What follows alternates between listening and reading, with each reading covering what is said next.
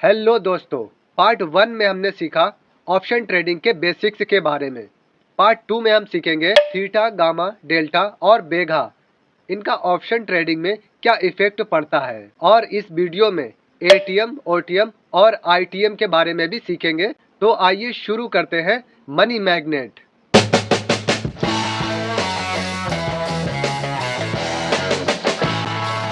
Option trading में कई चीजें एक साथ मिलकर काम करती हैं। ऑप्शन ट्रेडिंग में इन ताकतों को ऑप्शन ग्रीक्स भी कहते हैं। ये चीजें हर ऑप्शन कॉन्ट्रैक्ट पर हर मिनट असर डाल रही होती हैं। Option premium, option Greeks, market की मांग, डिमांड और सप्लाई, ये सब एक साथ मिलकर एक दूसरे पर असर डालते रहते हैं। तो अब देखते हैं कि ग्रीक्स क्या होते हैं। ग्रीक्स में डेल्टा, थीटा, गामा और बेगा होते हैं। पहले डेल्टा की बात करते हैं। डेल्टा हमें बताता है कि हमारे ऑप्शंस का प्रीमियम कितना बढ़ेगा।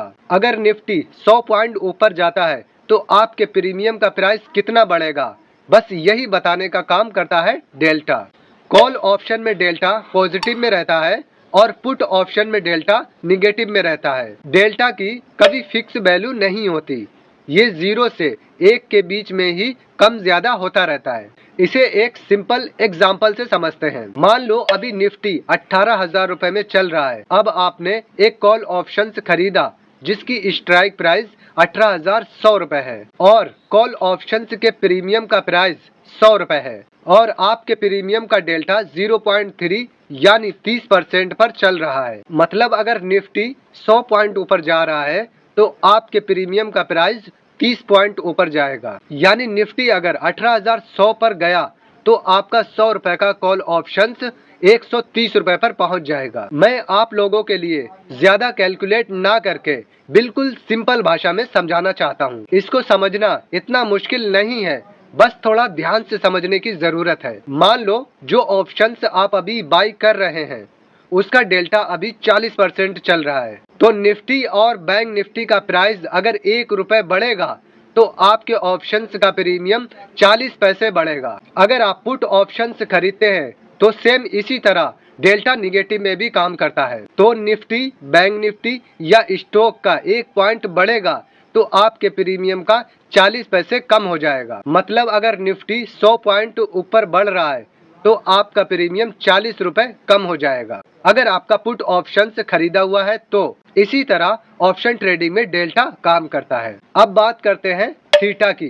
दोस्तों, थीटा हमेशा ऑप्शन बायर के लिए दुश्मन होता है और ऑप्शन सेलर के लिए दोस्त होता है। जैसे जैसे एक्सपायरी का दिन पास आता है तो टाइम डीके होने के कारण आपके प्रीमियम का प्राइस धीरे धीरे घटता चला जाता है। थीटा ऑप्शंस बायर के लिए एक दलदल की तरह काम करता है। जैसे दलदल में फंसा हुआ इंसान धीरे धीरे हर मिनट नीचे धंसता चला जाता है और कुछ टाइम बाद उसका निशान भी नहीं बचता। इसी तरह ऑप्शन ट्रेडिंग में थीटा काम करता है। आप जिस दिन ऑप्शन बाई करते हैं उसी टाइम से थीटा आपके ऑप्शन प्रीमियम पर काम करने लगता है और एक्सपायरी जितनी करीब आती है आपके प्रीमियम का प्राइस उतना तेजी से कम होता चला जाता है। फॉर एग्जाम्पल, अभी निफ्टी 18,000 पर चल रहा है और मंडे को 18,300 का स्ट्राइक प्राइस का आप एक ऑप्शन से बाई करते हैं और उसकी एक्सपायरी डेट इसी थर्सडे को आने वाली है। अगर मंडे से लेकर थर्सडे तक मार्केट मूवमेंट नहीं कर रहा है यानी थर्सडे तक मार्केट साइडवेज ही चल रहा है तो मंडे को आपका प्रीमियम 100 रुपए से 90 रुपए हो जाएगा और ट्यूसडे को और भी तेजी से कम होगा, लगभग 70 के आसपास बचेगा। वेनेसडे को आपके प्रीमियम का प्राइस 40 या 45 रुपए बचेगा। थर्सडे को टाइम डीके और भी ज्यादा पावरफुल हो जाता है। थर्सडे को आपका प्रीमियम 0 हो जाता है। थीटा अलग अलग स्ट्राइक प्राइस में अलग अलग स्पीड से काम करता है। एटीएम में अलग, ओटीएम में अलग और आईटीएम में अलग तरीके से काम करता है। अब आप सोच रहे होंगे कि ये सब क्या होता है, तो आइए समझते हैं एटीएम, ओटीएम और आईटीएम क्या होता है और इन सब का और थीटा का क्या साथ है। एटीएम को एट द मनी, ओटीएम को आउट ऑफ द मनी और आईटीएम को इन द मनी कहते हैं। मान लीजिए निफ्टी अभी 18,000 पर चल रहा है। अगर आप 18,000 का स्ट्राइक प्राइस की एक कॉल ऑप्शन से बाई करते हैं तो इसे एट द मनी कहते हैं। OTM में निफ्टी अगर 18,000 पर चल रहा है तो अगर आप 18,000 के ऊपर कॉल ऑप्शंस बाई करते हैं, जैसे कि 18,100, 18,200, 18,300, तो इसे आउट ऑफ द मनी कहते हैं। ITM में निफ्टी अगर 18,000 पर है, अगर आप कॉल ऑप्शन 18,000 के नीचे का स्ट्राइक प्राइस बाई करते हैं, जैसे 17,900, 17,800, 17,700, इसे इन द मनी कहते हैं। लेकिन अगर आप पुट ऑप्शंस बाई करते हैं तो यहाँ पर उसका उल्टा हो जाता है। एट द मनी सेम रहता है, चाहे आप कॉल ऑप्शंस खरीदें या फिर पुट ऑप्शंस खरीदें। पुट ऑप्शन में out of the money by करने में कॉल ऑप्शंस का उल्टा हो जाता है। पुट ऑप्शन में अगर आप 18,000 से नीचे का स्ट्राइक प्राइस बाई करते हैं, जैसे 17,900, 17,600, 17,700, तो यहाँ पर पुट ऑप्शन में इसको आउट ऑफ द मनी कहा जाता है। कॉल ऑप्शंस में इसको इन द मनी कहा जाता है और पुट ऑप्शन में इसको आउट ऑफ द मनी कहा जाएगा। ITM भी कॉल ऑप्शंस का उल्टा होता है। अगर आप पुट ऑप्शन में यहाँ पर 18,100, 18,200, 18,300 का स्ट्राइक प्राइस आप बाई करते हैं तो यहाँ पर आपको इन द मनी कहा जाएगा। तो अब ये जान लेते हैं कि थीटा कौन सी स्ट्राइक प्राइस पर सबसे ज्यादा असर डालता है। जब आप आउट ऑफ द मनी में ऑप्शन से बाई करते हैं तब सबसे ज्यादा थीटा असरदार होता है। वहीं एट द मनी की बात करें, अगर आप एट द मनी में ऑप्शन से बाई करते हैं तो यहाँ पर थीटा थोड़ा कम असरदार होता है।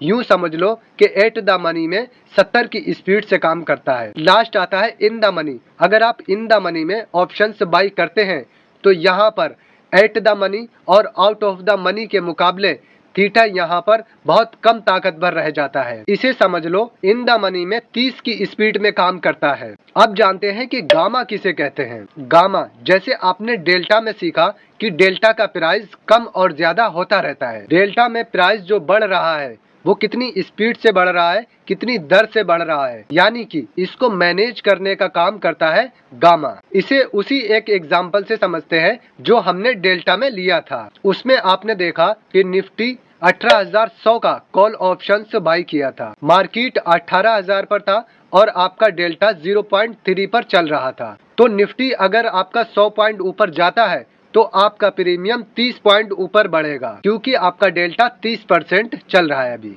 अब समझिए कि गामा क्या होता है। आपने जो ऑप्शन से बाई किया है वो आपका आउट ऑफ द मनी है और आउट ऑफ द मनी में डेल्टा बहुत धीरे धीरे ऊपर बढ़ता है। अब अगर निफ्टी 18,100 पर चला जाता है तो अब आपका आउट ऑफ द मनी जो था ये आपका एट द मनी बन जाएगा, क्योंकि आपने स्ट्राइक प्राइस 18,100 की स्ट्राइक प्राइस को बाई किया है। और अब एट द मनी में आपका डेल्टा बढ़ जाता है। अब आपका डेल्टा 40% हो जाएगा। अब अगर निफ्टी 100 पॉइंट और ऊपर चला जाता है तो आपका प्रीमियम 40% के हिसाब से 40 रुपए बढ़ेगा। अब ये 10% जो बढ़ा है इसे गामा कहते हैं। मतलब डेल्टा के अंदर जो अप डाउन होता है उसको मैनेज करने का काम गामा करता है। अब आखिरी ग्रीक्स की बात करते हैं, वो है बेगा की। बेगा क्या होता है? अंडरलाइंग एसेट में जो वोलेटिलिटी होती है, अंडरलाइंग एसेट मतलब निफ्टी, बैंक निफ्टी और स्टॉक्स में जो वोलेटिलिटी होती है,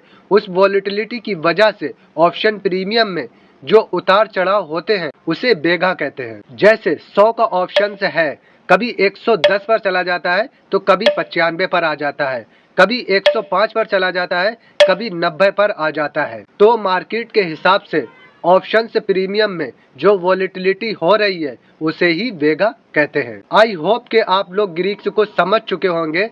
मैंने बहुत सिंपल तरीके से समझाने की कोशिश की है। अगर हमारे वीडियो से आप लोगों को वैल्यू मिल रही है तो कमेंट कीजिए और हमारे चैनल को सब्सक्राइब कीजिए और बेल आइकन भी दबाइए, जिससे हमारा वीडियो आप तक पहुंच सके। Thank you so much.